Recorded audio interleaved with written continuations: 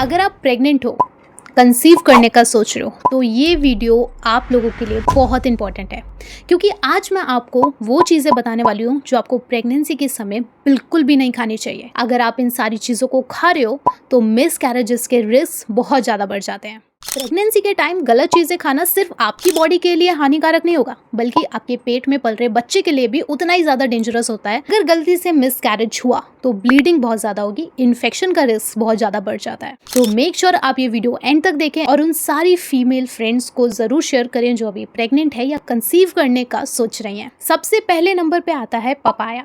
अब बहुत सारे लोगों को ये डाउट होता है, यार कच्चा पपीता नहीं खा सकते लेकिन पक्का पपीता खा सकते हैं। मैं आपको बता देती हूँ, दोनों ही एक ही चीज़ है। कच्चा पपीता और पक्का पपीता अलग नहीं होता है, तो आपको दोनों ही चीज़ों को अवॉइड करना है। अब क्यों अवॉइड करना है, ये बहुत इंपॉर्टेंट होता है। पपाया के अंदर होता है लैक्टेस, जो यूट्रस को कॉन्ट्रैक्ट करता है, स्पेशली जो फर्स्ट ट्राइमेस्टर होता है। अगर आपने उसमें पपीता खाया तो मिस कैरेज तो समझो ऑलमोस्ट डन है, क्योंकि इसकी तासीर भी गर्म होती है और कच्चा पपीता तो सबसे ज़्यादा हार्मफुल होता है। सेकेंड नंबर पे आता है पाइनएप्पल। आपको पता है बाहर देश में, स्पेशली यूएस, कनाडा, वहाँ पे जो लास्ट ट्राइमेस्टर होता है यानी कि थर्ड ट्राइमेस्टर, भर भर के पाइनएप्पल्स खाए जाते हैं। आपको पता है क्यों? क्योंकि पाइनएप्पल के अंदर पाया जाता है ब्रोमोलिन। अब ये एक ऐसा एंजाइम होता है जो यूट्रस के टिश्यूज़ होते हैं ना, उन्हें वीक करता है। जब यूट्रस के टिश्यू वीक होंगे तो इम्प्लांटेशन अच्छी तरीके से नहीं होता है और बच्चे के बाहर आने के चांसेस बहुत बढ़ जाते हैं, मतलब डिलीवरी जल्दी होती है। इसलिए लोग 8th या 9th मंथ में पाइनएप्पल खाना शुरू कर देते हैं ताकि उनकी डिलीवरी ईजी हो। बट जो लोग इसे फर्स्ट ट्राइमेस्टर, सेकेंड ट्राइमेस्टर में खाते हैं, उनके लिए ये बहुत ज़्यादा हार्मफुल है। अब आप ये बोलोगे कि मैम पाइनएप्पल जूस तो पी सकते हैं।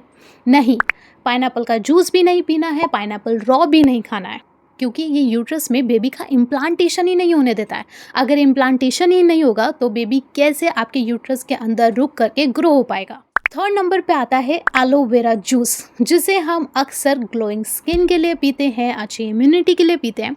बहुत सारी फीमेल्स एलोवेरा जूस पीती है प्रेगनेंसी के दौरान अपनी इम्यूनिटी बढ़ाने के लिए। But let me tell you, लेकिन आयुर्वेदा के मुताबिक इसे प्रेगनेंसी के दौरान नहीं पिया जाता, क्योंकि इसके कारण यूट्रस में ब्लीडिंग हो सकती है। बट एलोवेरा जूस प्रेगनेंसी के अंदर अवॉइड करना है। फोर्थ नंबर पे आता है हींग। स्पेशली प्रेगनेंसी के दौरान कॉन्स्टिपेशन बहुत ज़्यादा होती है, हमारा पूप क्लियर नहीं होता है, जिससे हम बहुत ज़्यादा इरिटेटेड फील करते हैं। एंड हमारी मम्मा क्या करती है, हमें अजवाइन, हींग, जीरा थोड़ा सा भून करके हमें पाउडर फॉर्म में दे देती है।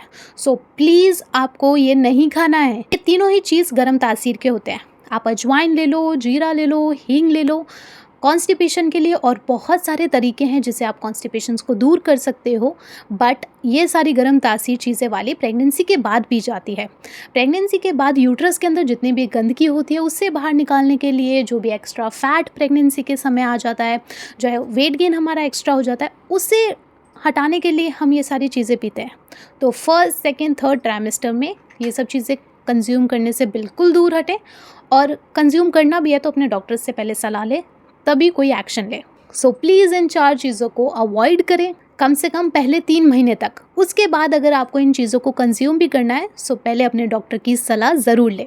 सो होप करती हूँ आपको ये वीडियो बहुत ज़्यादा पसंद आई होगी। अगर आपको कोई भी डाउट है प्रेगनेंसी से रिलेटेड या कोई भी तरह का इशू आपकी बॉडी के अंदर है, जस्ट आपको नीचे जाना है, कमेंट सेक्शन में अपनी प्रॉब्लम लिखनी है, and next video is coming soon.